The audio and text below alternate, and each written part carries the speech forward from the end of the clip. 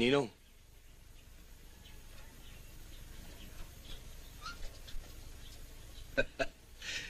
Amoy ka pa, anak, ah. Ano naman bang mumuray ang ginana mo kagabi? Boss, matagal ko na sinasabi sa'yo, lang ang inaanak mo. Pinipilit mo yung singgaw sa trabaho ng mga barako. Eh, kumag naman yung inaanak mo. Ang lahat ng tao, Bogi, nagmumula sa maliit. At itong inaanak ko, balang araw, magiging malaki. Mas malaki sa'yo. Anak, kaya kita ipinatawag, may patatrabaho ko sa'yo. Merong isang club na pag-aari ng isang ang pangalan ay Agapito. Ayaw nang magbigay ng yun.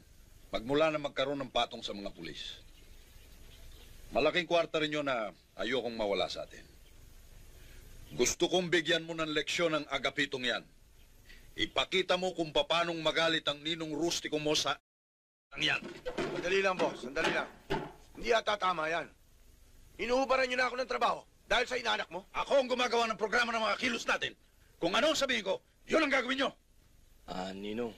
Kakausapin ko lang hutong baso sa to, ah. Sandali lang. Mukha yatang minamaliit mo ako, Bogi, ah.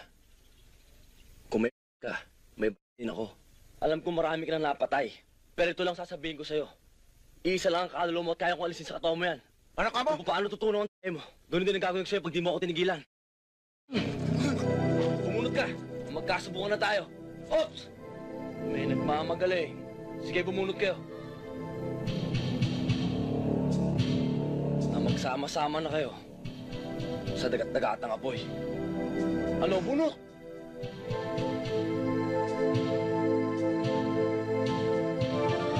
Ninong, yung pinagagawa mo sa akin, aayusin ko na. Sige ho, Ninong. Aalis na ho kami. Tara na.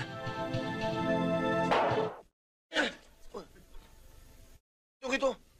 Muntik na kayo, ha?